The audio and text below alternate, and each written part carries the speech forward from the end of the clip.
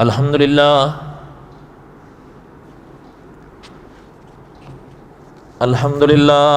رب العالمین، الصلاۃ والسلام علی سید الانبیاء والمرسلین، اما بعد، اعوذ باللہ من الشیطان الرجیم، بسم اللہ الرحمن الرحیم۔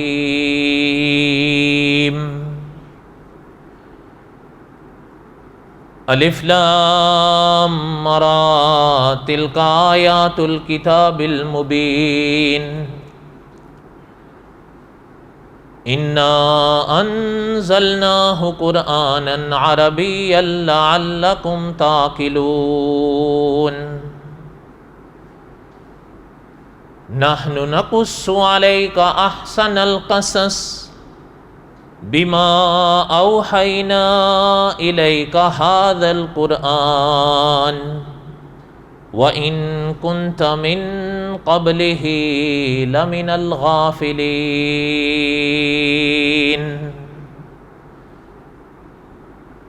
وقال اللہ تعالی فی مقام آخر، وَالَّذِينَ يُؤْمِنُونَ بِمَا أُنزِلَ إِلَيْكَ وَمَا أُنزِلَ مِن قَبْلِكَ، وقال النبی صلی اللہ علیہ وسلم، انا آخر الانبیاء وانتم آخر الامم، صدق اللہ العظیم وصدق رسولہ النبی الکریم، ونحن علی ذلک لمن الشاہدین والشاکرین والحمد للہ رب العالمین۔ اللہم صلی علی محمد وعلی آل محمد کما صلیت علی ابراہیم وعلی آل ابراہیم انک حمید مجید۔ اللہم بارک علی محمد وعلی آل محمد کما بارکت علی ابراہیم وعلی آل ابراہیم انک حمید مجید۔ قصص الانبیاء علیہ السلام کے اسباق ہم جمعے میں پڑھ رہے تھے، اور حضرت موسیٰ علیہ السلام کے واقعات کو میں دہرا رہا تھا۔ گزشتہ جمعہ ہم یہاں تک حضرت موسیٰ علیہ السلام کے واقعات پڑھ پائے کہ حضرت موسیٰ علیہ السلام اللہ کے حکم، اللہ کی اجازت سے کوہ طور پر تشریف لے گئے، اعتکاف فرمایا، اور جب اعتکاف مکمل ہوا تو اللہ تعالیٰ نے حضرت موسیٰ علیہ السلام کو تورات عطا فرمائی۔ یہاں تک ہم کئی واقعات حضرت علیہ السلام کے پڑھ پائے ہیں، اور یہاں پہنچ کر اب ایک علمی عنوان کا موقع پھر آیا ہے، مشکل بھی ہے،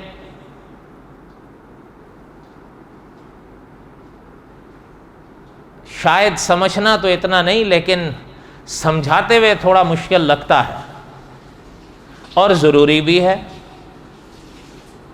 اس لیے کہ ابھی میں نے کلام پاک کی ایک آیت کا حصہ پڑھا ہے، وَالَّذِينَ يُؤْمِنُونَ بِمَا أُنزِلَ إِلَيْكَ وَمَا أُنزِلَ مِن قَبْلِكَ۔ مسلمان نے صرف آپ صلی اللہ علیہ وسلم پر اترنے والی وحی پر ہی ایمان نہیں رکھنا ہے، حضور علیہ السلام سے پہلے جو وحیاں آئی ہیں ان پر بھی ایمان رکھنا ہے۔ الفاظ پر ہی غور فرما لیں، وَالَّذِينَ يُؤْمِنُونَ بِمَا أُنزِلَ إِلَيْكَ وَمَا أُنزِلَ مِن قَبْلِكَ، دونوں طرح کی وحیوں پر ایمان رکھنا ہے ایمان والوں نے، تبھی ایمان مکمل ہوگا۔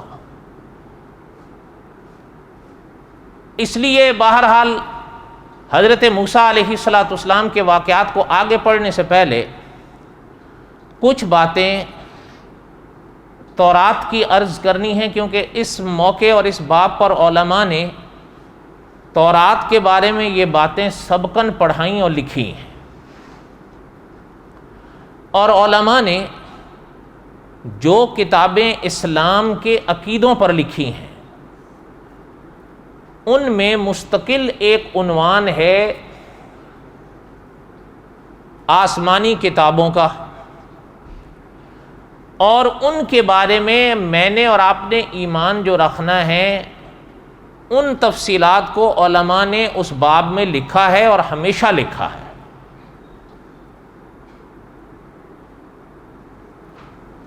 اس لیے میں چند باتیں تورات کے حوالے سے عرض کروں گا، ضروری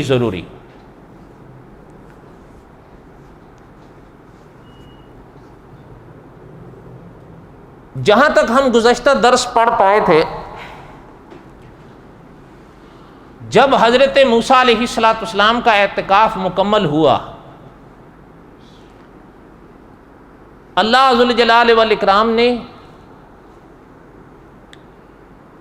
اس کے بعد ارشاد فرمایا وَكَتَبْنَا لَهُ فِي الْأَلْوَاحِ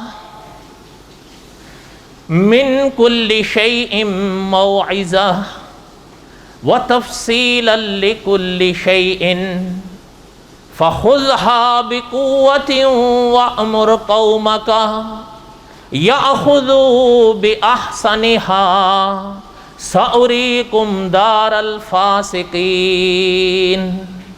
بس یہ آیت سمجھانی ہے، اس کو غور سے سنیں۔ اللہ تعالیٰ نے فرمایا کہ وَكَتَبْنَا لَهُ فِي الْأَلْوَاحِ، اللہ نے لکھ کر دے دیں تختیاں حضرت موسیٰ کو۔ وَكَتَبْنَا لَهُ فِي الْأَلْوَاحِ، اور ہم نے لکھ دیں تختیاں، من کل شیء موعظہ، اس میں نصیحتیں تھیں، وتفصیلا لکل شیء، تفصیلات تھیں، فخذها بقوۃ وامر قومک۔ یہ سبق پڑھنے سے پہلے کچھ ابتدائی باتیں ذہن کے قریب لے آئیں۔ یقیناً کچھ نہ کچھ باتیں تو آپ حضرات جانتے بھی ہوں گے، نہیں جانتے ہوں گے تو جان لیں گے، اور جانتے ہوں گے تو تازی ہو جائیں گی۔ اس دنیا میں اللہ تعالیٰ نے انسان کو پیدا فرمایا۔ اب غور سے سنو کو بات کو، علماء نے لکھا ہے اللہ تعالیٰ کی بے شمار مخلوقات ہیں۔ اس باب میں پھر علماء نے لکھا ہے کہ 4 بڑی مخلوقات ہیں، ان میں سے ایک انسان ہے، اور انسان کے بارے میں جب اللہ تعالیٰ نے انسان کو پیدا فرمایا،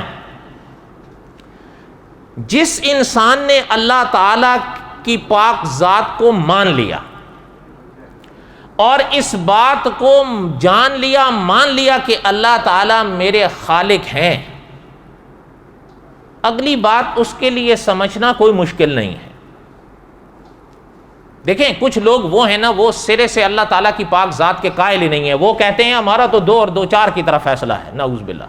وہ الگ ہیں، ان کی بحث اور ان کے سوالات ان کے لیے یا جوابات بھی الگ ہیں، وہ اپنے مقام پر آئیں گے اگر اللہ نے زندگی دی اور توفیق دی، ان کو چھوڑیں۔ وہ ہمیشہ اس کائنات میں تھوڑے رہے ہیں، انسان کی اکثریت نے اللہ تعالیٰ کی پاک ذات کو مانا ہے۔ اس لیے جو انسان یہ بات مان گیا نا کہ اللہ میرے خالق ہیں، اللہ تعالیٰ نے مجھے پیدا کیا ہے، تو اب اس کے لیے اگلی بات سمجھنا کوئی مشکل نہیں رہتا کہ علماء نے لکھا ہے کہ جب اس نے مان لیا کہ اللہ تعالیٰ میرے خالق ہیں اور اللہ تعالیٰ نے مجھے اس دنیا میں بھیجا ہے، تو اس کے لیے یہ بات بھی سمجھنا کوئی مشکل نہیں ہے کہ جب اللہ تعالیٰ نے اسے اس دنیا میں پیدا فرمایا اور بھیجا ہے تو اور ایک زندگی کی راہ پر چلایا ہے، تو یہ تو ہو نہیں سکتا کہ قدرت نے بغیر مقصد کے بس اس کو اس راہ پر چلا دیا ہو کہ چل دے۔ یہ ایک بڑی، دیکھیں ایک موٹی سی بات کو سمجھیں۔ مثال کے طور پر اگر ہمارے کوئی بڑے ہیں اور وہ ہمیں ایک راہ پر چلاتے ہیں کہ یہاں سے چلو، آخر ان کا کوئی مقصد تو ہوگا، ورنہ کون بڑا ہوگا کہ کہو بس چل دو جی، کہاں جانا ہے بس چلتے جاؤ، جانا کہاں ہے کہ کوئی پتہ نہیں بس چلتے جاؤ۔ وہ چند قدم میں اور آپ چلیں گے اکتا جائیں گے بھئی جانا کہاں ہے۔ تو یہ جب ہم اپنے بڑوں کے بارے میں یا کسی صاحب عقل کے بارے میں یہ بات نہیں مان سکتے، تو ایسے کیسے ہو سکتا ہے کہ اللہ تعالیٰ نے انسان کو بس پیدا فرمایا اور راہ پر لگا بس ٹھیک ہے جاؤ آپ جہاں جانا ہے؟ یہ تھوڑا ہے۔ جب یہ بات آ گئی ذہن میں کہ یہ تو ہو نہیں سکتا، اللہ تعالیٰ نے جب پیدا فرمایا ہے تو اللہ تعالیٰ پھر صحیح راہ اور صحیح تعلیم بھی ضرور مجھے دیں گے، تو پھر کیا یہ ممکن ہے کہ اللہ تعالیٰ اس کے پاس اپنے پیغام نہ بھیجے؟ یہ تو نہیں ہو سکتا۔ اور یہ بھی نہیں ہو سکتا کہ اللہ تعالیٰ، جیسے میں نے گزشتہ جمعہ عرض کیا تھا، اگر کچھ باتیں وہ اپنے ذہن کے قریب لے کر آ جائیں، میں وہ دہرا نہیں سکتا۔ یہ تو ہو نہیں سکتا کہ اللہ ذوالجلال والاکرام ہر ایک آدمی کے پاس خود نیچے تشریف لے آئیں اور سامنے تشریف لے آئیں اور فرمائیں کہ ایسے کرو اور ویسے کرو۔ اللہ تعالیٰ نے انسان کو سمجھانے کے لیے انسانوں ہی میں سے کچھ حضرات کا انتخاب فرمایا اور ان کو اپنی مخلوقات کو سمجھانے کا حکم دیا کہ میرے بندوں کو سمجھاؤ کہ یہ میری راہ ہے۔ جب اللہ کے وہ منتخب شدہ بندے تشریف لائے جن کو انبیاء کہتے ہیں علیہم السلام، تو اللہ رب العالمین نے اس دنیا میں جب ضرورت پڑی ان کے اوپر اپنے پیغامات کو اتارا۔ وہ پیغامات کہلائے وحی، اور الگ الگ عنوانات سے ظاہر ہوئے، الگ الگ ناموں سے وہ کتابیں، وہ پیغامات سامنے آئے، الگ الگ نوعیت میں سامنے آئے، اور الگ الگ وقت میں سامنے آئے، اور الگ الگ وقت سے وقت تک سامنے آئے۔ یہاں تک بات سمجھ آئی ہے؟ بولو۔ اب آگے سنو۔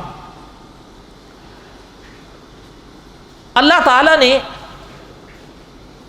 اس دنیا میں جو مخلوق پیدا فرمائی، علماء نے لکھا ان گنت، کئی علماء نے عدد بھی لکھے ہیں، ہمارے اکابر فرماتے ہیں بے شمار۔ ان کا خلاصہ یہی ہے، اللہ کی بے شمار مخلوقات ہیں، کون گنے گا؟ اب آئیے دوسری طرف، جب انسان آئے، اسلام کی تعلیمات سے پتہ چلا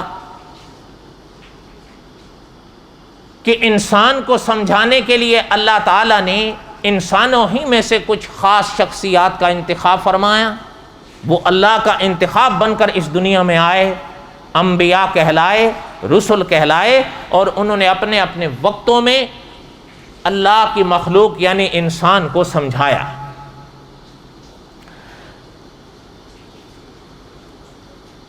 انسان تو ہو گئے لاتعداد، بے شمار۔ انبیاء کتنے آئے علیہم السلام؟ علماء عقائد نے لکھا ہے اللہ ہی بہتر جانتے ہیں کہ انسانوں میں اللہ نے کتنوں کو انتخاب فرما کر نبی اور رسول بنایا۔ اس لیے مفتی کفایت اللہ محدث دہلوی رحمۃ اللہ علیہ نے لکھا ہے، یہ جو کہا جاتا ہے نا 1,24,000، تو انہوں نے ساتھ ہی لکھا ہے جب یہ عدد انسان نقل کرے اور کہے تو ساتھ میں کہہ دے کم و بیش، اس لیے کہ یہ عدد قرآن پاک میں تو آیا نہیں۔ اس لیے انہوں نے یہ لکھا کہ اللہ ذوالجلال والاکرام کے جو انبیاء، جو رسول اس دنیا میں تشریف لائے، بعض علماء نے 1,24,000 لکھا، بعض علماء نے اسے زیادہ لکھا، لیکن جنہوں نے زیادہ لکھا انہوں نے بھی ساتھ لکھا کہ کم و بیش۔ پتہ چلتا ہے انبیاء کا ٹھیک عدد ہو بہو، نہ اوپر نہ نیچے، وہ صرف اللہ ہی جانتے ہیں۔ یہاں تک بات سمجھ آ گئی ہے؟ اب اگلی بات سنیں، آپ صلی اللہ علیہ وسلم جب اس دنیا میں تشریف لائے، حضور علیہ الصلوۃ والسلام نے ایک جملہ دنیا کو بار بار سکھایا اور کئی حضرات کو بار بار کہنے کے لیے فرمایا، آمنت باللہ ورسلہ۔ اگر میرے ساتھ کہہ دیں آمنت باللہ، یہ کبھی ہوتا ہے نا، عموماً ہوتا ہے، کبھی انسان وضو کرتا ہے، وضو کر کے اٹھ کے آ جاتا ہے، خیال آتا ہے یار او ہو یار میرا شاید وضو صحیح نہیں ہوا۔ کبھی ایسا ہوتا ہے کہ وضو کر کے اٹھ کے آ جاتا ہے، خیال آتا ہے او ہو یار میرا بازو سوکھا رہ گیا ہوگا۔ کبھی وضو کر کے اٹھ کے آ جاتا ہے، اس کو خیال آیا یار او ہو کہیں مسا رہ گیا ہوگا۔ کہیں کہیں نماز پڑھتا 4 رکعتیں ہیں، سلام پھیر کے سوچ میں پڑ جاتا ہے یار میں نے 4 پڑھی ہیں 3 پڑھی ہیں۔ ایسا ہوتا ہے یا نہیں؟ سوچ کے بتانا۔ ہاں یہ ہوتا انہی کے ساتھ ہے جو پڑھتے ہیں، جو نہیں پڑھتے اس کے لیے صبح شام وقت اوقات آ رہے ہیں، وہ پڑھتے ہی نہیں، اس کو کیا کہاں یہ خیالات آئیں گے۔ اس لیے علماء نے لکھا ہے اللہ تعالیٰ معاف فرمائے اور اللہ تعالیٰ ہر ایک کی حفاظت فرمائے، ڈاکو ڈاکے وہیں مارے گا جہاں خزانے ہوں گے۔ جہاں بیچارے جس کے پاس سوکھی روٹی کھانے کے لیے ڈاکو، وہاں بھی ڈاکے مارے گا، بولو۔ تو علماء نے لکھا ہے شیطان یہ وسوسے وہیں ڈالے گا جہاں عقیدہ اور عمل ہوگا۔ جو صبح شام پڑھتا ہی نہیں، اس میں صبح شام نمازوں کے اوقات آ رہے ہیں جا رہے ہیں، اس کو پرواہ نہیں، اس کے پاس جا کے اس نے کیا کرنا ہے، چھوڑو۔ صحیح کہہ رہا ہوں غلط کہہ رہا ہوں؟ ایسوں کے لیے آپ صلی اللہ علیہ وسلم نے تعلیم ارشاد فرمائی، اور مولانا عبد الرحمن صاحب رحمۃ اللہ علیہ نے، مفتی ساجد قریشی صاحب نے فرمایا کہ دنیا میں واحد علاج ہے اس مرض کا جو آمنہ کے لال صلی اللہ علیہ وسلم تجویز فرما گئے، کہ ایسے شخص کو پریشان ہونے کی ضرورت نہیں، اور نہ ہی آپ صلی اللہ علیہ وسلم نے فرمایا کہ بڑے لمبے چوڑے اذکار کرے، نہ، حضور نے فرمایا اٹھتے بیٹھتے کثرت کے ساتھ پڑھتا رہے آمنت باللہ ورسلہ، بس کیا پڑھتا رہے؟ آمنت باللہ، 2 جملے ہیں، آمنت باللہ اللہ پاک کی ذات آ گئی، اللہ پاک کی صفات آ گئیں، ورسلہ میں اللہ کے تمام انبیاء آ گئے، ٹھیک ہو گیا۔ علماء نے لکھا ہے اس پہ عمل کر لو یہ مرض ختم ہو جائے گا۔ یہ حضور کا تجویز کیا ہوا علاج ہے۔ اور استاد العلماء علامہ خالد محمود صاحب رحمۃ اللہ علیہ فرمایا کرتے تھے کہ آسمان پھٹ سکتا ہے، لب مصطفیٰ کی جنبشیں غلط نہیں ہو سکتی۔ اس کو کثرت سے پڑھے، اللہ نہ کرے کسی کو ہو جاتا ہے، اگر ہو تو کثرت سے پڑھتے رہو آمنت باللہ ورسلہ، اٹھتے بیٹھتے جب موقع ہے پڑھ لیں، ایمان تازہ ہو جائے گا۔ اچھا خیر، جو بات عرض کر رہا تھا کہ انبیاء علیہ الصلوۃ والسلام کا عدد اللہ ہی جانتے ہیں، ہو بہو، نہ اوپر نہ نیچے۔ اس کے سوا جو عدد لکھے گئے ہیں، جن علماء نے لکھے ہیں، انہوں نے ساتھ ہی میں لکھا ہے کہ کہہ دیا کرو کم و بیش۔ جب میں جو بات میں عرض کر رہا تھا، جب حضرت محمد الرسول اللہ صلی اللہ علیہ وسلم تشریف لائے، حضور نے یہ عقیدہ سکھایا آمنت باللہ ورسلہ۔ پتہ چلتا ہے ایمان کے لیے اللہ تعالیٰ کی پاک ذات کا اقرار کرنا ہے، اللہ تعالیٰ کی پاک صفات کا اقرار کرنا ہے، ورسلہ اللہ کے تمام پاک انبیاء کا اقرار کرنا ہے، ٹھیک ہے۔ اگلی بات سنیں، علماء عقائد نے لکھا ہے ایمان کے لیے اللہ کے تمام نبیوں کا اقرار ضروری ہے، ایمان کے لیے اللہ کے تمام نبیوں کا اقرار ضروری ہے، کفر کے لیے اللہ کے تمام نبیوں کا انکار ضروری نہیں، کفر کے لیے ایک کے انکار سے بھی انسان اسلام سے نکل جائے گا۔ یہاں تک بات سمجھ آئی ہے؟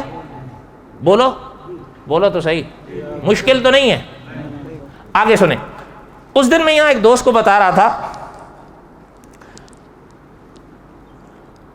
مولانا رحمت اللہ کیرانوی رحمت اللہ علیہ، دعا ہے اللہ تعالیٰ ان کی قبر پہ کروڑوں رحمتیں نازل فرمائیں، آج بھی وہ مکۃ المکرمہ جنت المعلیٰ میں سو رہے ہیں۔ ان کے پاس ایک یہودی آیا، سننا بات، ان کے پاس ایک یہودی آیا اور آ کر کہنے لگا کہ حضرت میں اسلام قبول کرنا چاہتا ہوں لیکن میری ایک شرط ہوگی۔ حضرت نے فرمایا کیا؟ کہنے لگا میں اسلام قبول کروں گا، حضرت آدم پر بھی ایمان لاؤں گا، حضرت نوح پر بھی لاؤں گا، حضرت ابراہیم پر بھی لاؤں گا، حضرت موسیٰ پر بھی لاؤں گا، حضرت محمد الرسول اللہ پر بھی لاؤں گا، تمام اللہ کے نبیوں پر ایمان لاؤں گا مگر، حضرت نے فرمایا مگر، کہنے لگا حضرت عیسیٰ کو نہیں مانوں گا۔ مولانا رحمت اللہ کیرانوی رحمت اللہ علیہ نے اس کی بات سن کر فرمایا اگر تو تمام کا اقرار کرے گا اور حضرت عیسیٰ کا فقط انکار کرے گا تیرا ایمان قبول ہی نہیں ہوگا، اس لیے کہ آمنت باللہ ورسلہ، ایمان کے لیے ہر ایک کا اقرار ضروری ہے، کفر کے لیے تمام کا انکار ضروری نہیں، ایک کے انکار سے بھی کافر ہی رہو گے تو۔ حضرت کی بات سمجھ آئی؟ بولو تو صحیح، یہ اصولی بات ہے جو مولانا رحمت اللہ کیرانوی رحمت اللہ علیہ سالوں پہلے سمجھا گئے، یہ قریب 200 سال پرانی بات ہے۔ حضرت کی ان جملوں سے اور علماء عقائد کی باتوں سے پتہ چلتا ہے ایمان کے لیے اللہ کے تمام نبیوں پر ایمان رکھنا ہے۔ آمنت باللہ ورسلہ، یہاں تک بات سمجھ آئی ہے؟ اب اگلی بات سنو، جب اللہ کے نبی اور رسول 1,24,000 کم و بیش ہیں، اگلا سوال عقائد میں اٹھا کہ کیا اللہ تعالیٰ نے تمام انبیاء کو کتابیں دیں یا اللہ تعالیٰ کی کتنی کتابیں نازل ہوئیں؟ سوال سمجھ آیا؟ اب جواب سنو۔ علماء نے لکھا ہے، مولانا ادریس کاندلوی رحمۃ اللہ علیہ نے بھی لکھا ہے اور علماء نے بھی لکھا ہے کہ تحقیق سے یہ بات پتہ چلتی ہے، مطالعے سے اور تحقیق سے یہ بات پتہ چلتی ہے کہ اس دنیا میں اللہ کے نبی تو لاکھ سے اوپر آئے، 1,24,000، کچھ حضرات نے اس سے بھی زیادہ لکھا، کم و بیش اللہ بہتر جانتے ہیں۔ البتہ ان علماء نے لکھا ہے کہ پتہ چلتا ہے کہ کتابیں اللہ نے 104 اتاری ہیں۔ یاد رہے یہ عدد بھی قرآن پاک میں نہیں ہے، ان علماء نے اپنی محنت سے اس کو لکھا ہے، اللہ بہتر جانتے ہیں۔ انہوں نے فرمایا ہمیں جو عدد ملا ہے وہ کتنا ملا ہے؟ 104۔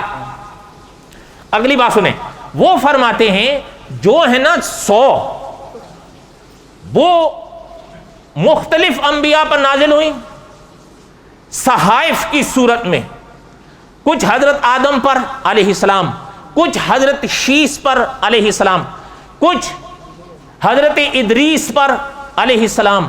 وہ حضرات فرماتے ہیں ان حضرات پر یہ وہ صحائف اترے، کچھ اللہ کے اور نبیوں پر اترے، ان کی تعداد پتہ چلتی ہے 100۔ آگے وہ ان علماء نے لکھا البتہ آسمانی 4 کتابیں ایسی ہیں وہ بڑی گنی گئی ہیں اور بڑی کہلائی ہیں۔ کتنی؟ 4۔ ان میں پہلی ہے تورات، جس کے حوالے سے میں نے آج بات کرنی ہے تھوڑی سی۔ علماء نے لکھا ہے کہ تورات اللہ تعالیٰ کا ایک ایسا قانون تھا، وہ اپنی شان رکھتا تھا۔ یہ لفظ ہے نا، اگر آپ توجہ دیں، تورات، دوسری کون سی ہے؟ زبور، تیسری کون سی ہے؟ انجیل، اور آخری اور چوتھی قرآن۔ یہ 4 بڑی کتابیں علماء نے لکھا ہے، یہ 4 بڑی کتابیں پتہ چلتی ہیں کہ یہ 4 بڑی کتابیں۔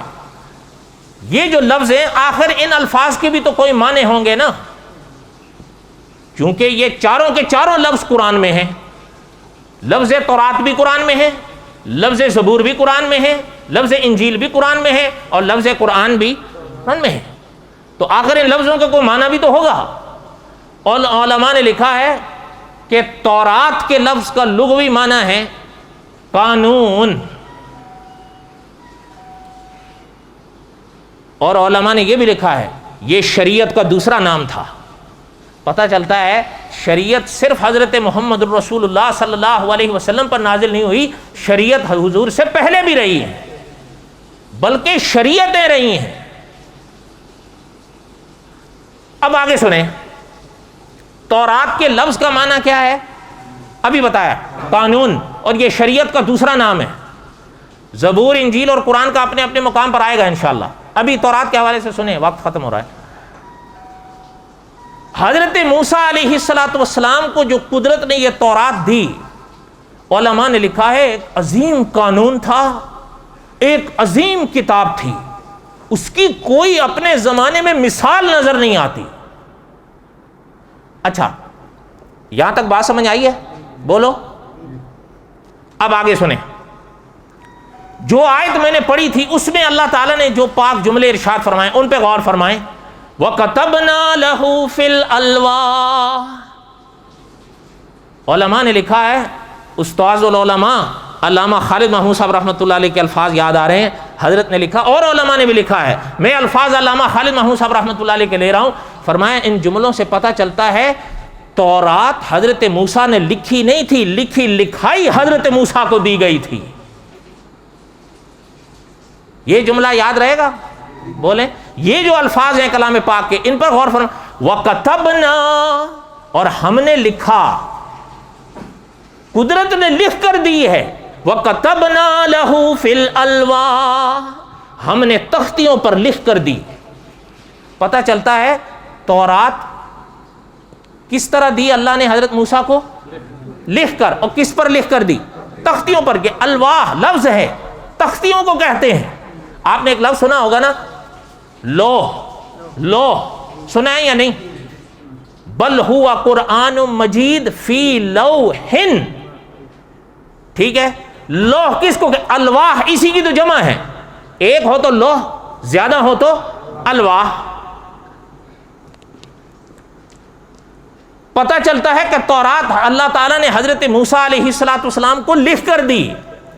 اچھا، اس پر ایک سوال پیدا ہوتا ہے کہ وہ جو لکھ کر دی ہے قدرت نے اپنے ہاتھوں سے لکھ کر دی ہے یا فرشتے کے ہاتھوں سے لکھ کر دی ہے؟ اس کا جواب انشاءاللہ اگلے درس میں آئے گا. پہلے وہ بات سنیں جو عرض کر رہا تھا.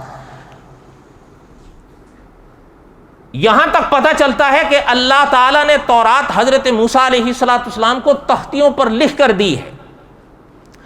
اسلامی عقیدہ یہ ہے، علماء نے لکھا ہے اسلامی عقیدہ یہ ہے، علامہ خالد محمود صاحب رحمۃ اللہ علیہ نے لکھا ہے اسلامی عقیدہ یہ ہے کہ تورات لکھی لکھائی حضرت موسیٰ کو ملی ہے تختیوں پر. حضرت موسیٰ نے بیٹھ کر نہیں لکھا تھا تورات کو، وہ حضرت کی تالیف، حضرت کی تحریر نہیں تھی، وہ تو اللہ نے لکھ کر دی ہے.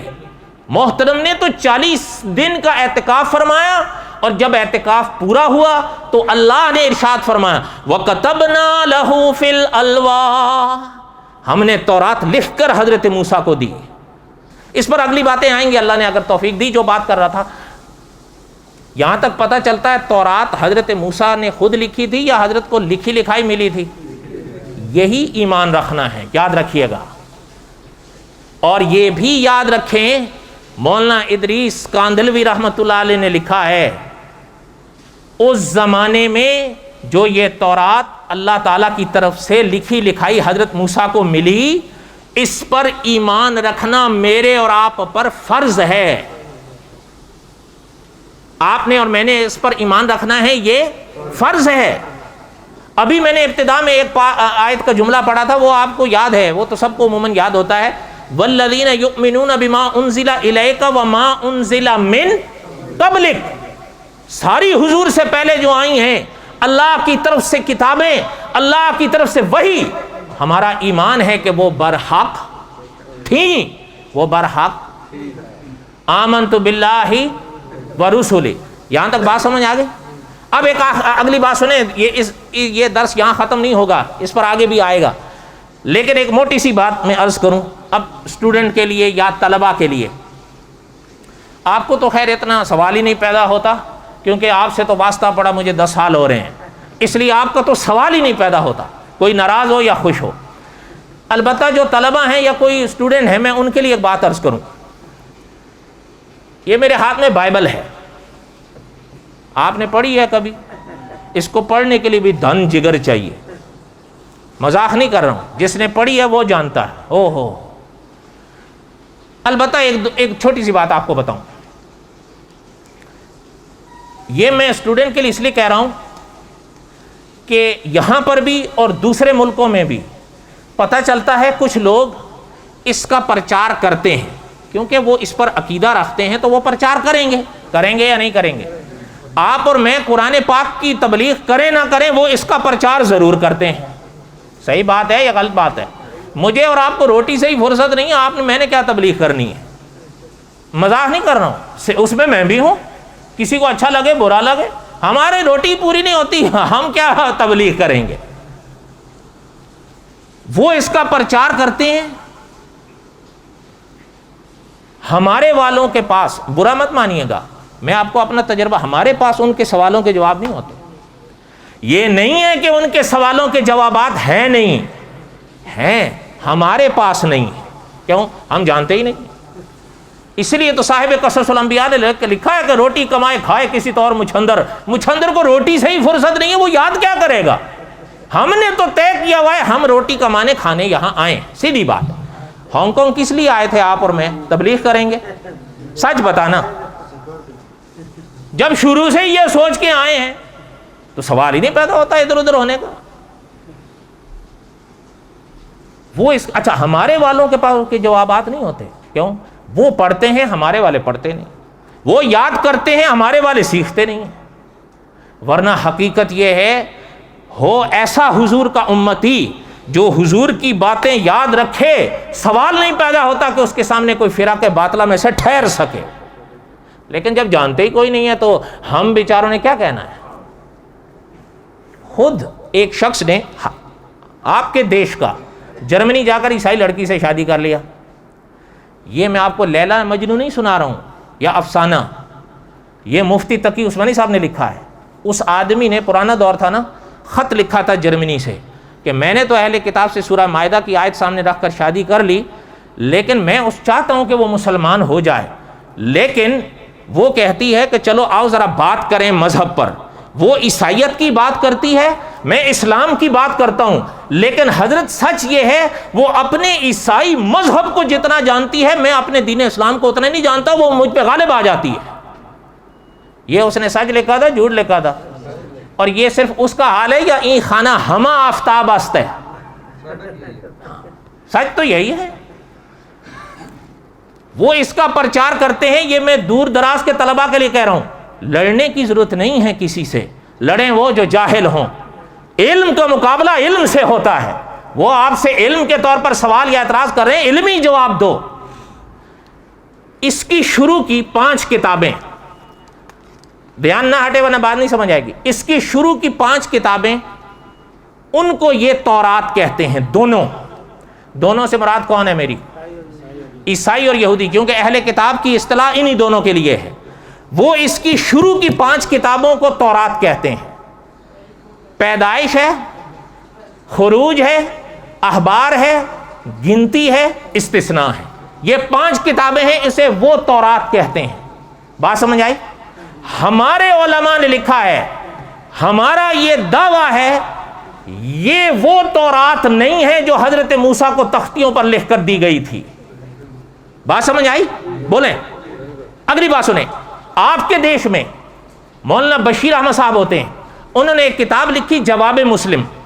اس میں انہوں نے لکھا اس میں کلام خدا ہو ہمیں اس سے بحث نہیں، لیکن یہ سارے کا سارا کلام خدا نہیں ہے. اب یہ تو ہو گیا دعویٰ، اب اس کی کوئی دلیل بھی تو ہونی چاہیے نا، کیونکہ دعویٰ بغیر دلیل کے مانا نہیں جاتا.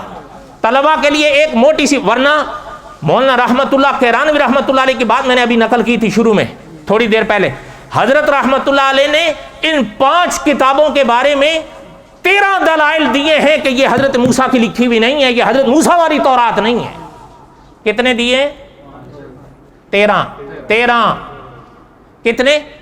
اور یہ بھی سن لیں، مفتی تقی عثمانی صاحب نے لکھا ہے، جو مولانا کیرانوی رحمت اللہ علیہ نے یہ کتاب لکھی ہے اعجاز عیسوی، یہ پوری کتاب حضرت کی بائبل پر ہے. مولانا تقی عثمانی صاحب نے لکھا ہے کہ اردو کیا، فارسی کیا، عربی میں بھی اس کتاب اعجاز عیسوی کی مثال صدیوں میں نظر نہیں آئی. آپ میں سے کسی کے پاس ہے؟ اردو میں ہے، عربی فارسی میں نہیں ہے، یہ بھی بتا دوں. اور یہ بھی آپ کو بتا دوں، آپ کے دیش کا ایک شہر ہے جو دل کہلاتا ہے پاکستان کا، کون سا ہے؟ وہاں کے ایئرپورٹ سے میں نے خریدی تھی. مانو گے آپ؟ ورنہ ایئرپورٹ پہ تو آپ سمجھ سکتے ہو کہاں ہوتی ہیں کتابیں، لیکن وہاں رکھی ہوئی تھی انہوں نے، اور بڑی خوشی ہوئی. کہنے کا مقصد یہ تھا، اس میں حضرت نے جو دلائل دیے ان میں سے ایک دلیل جو علامہ خالد محمود صاحب رحمۃ اللہ علیہ نے مطالعہ یہودیت میں لکھی ہے، وہ میں آپ کو سناتا ہوں. دھیان ہے میری طرف؟ بس 1 منٹ لگے گا انشاءاللہ. البتہ اس سے پہلے ایک سوال میں آپ سے کرتا ہوں اصولی.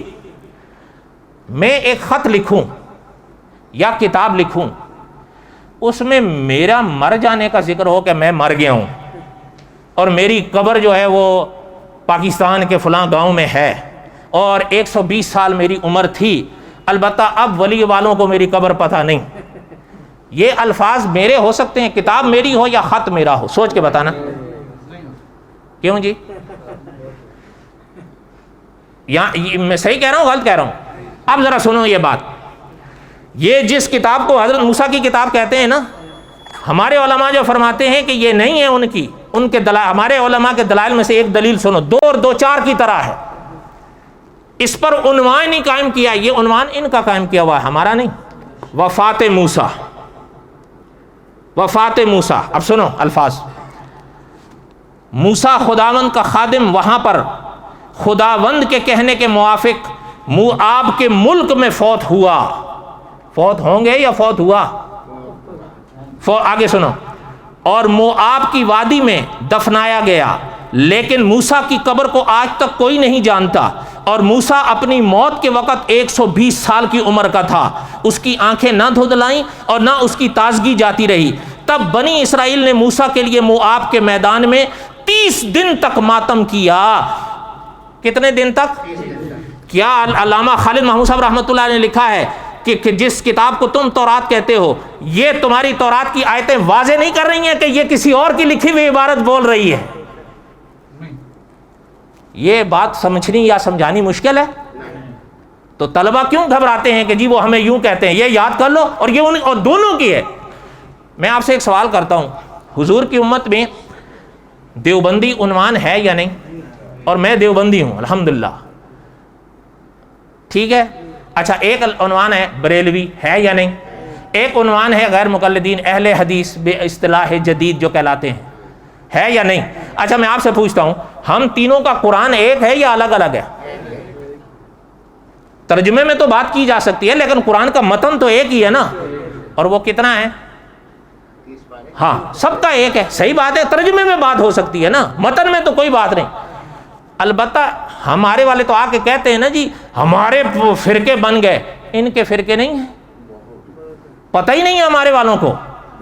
ایک پادری صاحب سے بہت پرانی بات ہے، میں نے پوچھا تھا، میں نے کہا ہمارے ملک میں تمہارے 4 فرقے ہیں. کہتا اور ریلی؟ میں نے کہا یس. کہتا بتاؤ کون سے ہیں؟ میں نے کہا ایک کیتھولک ہے، ایک پروٹیسٹنٹ ہے، ایک یہوہ وٹنس ہے اور ایک پینٹی کاسٹ ہے. میں نے کہا تم کون سے میں سے ہو؟ یقین کریں میں ممبر پر بیٹھا ہوں، میرے اس چھوٹے سے سوال کا اس سے جواب نہیں بن پا رہا تھا کہ کیا کروں. ان کے ہاں پروٹیسٹنٹ کی بائبل الگ ہے، کیتھولک کی بائبل الگ ہے، لیکن یہ والی آیتیں جو حضرت موسیٰ یہ دونوں میں ہیں.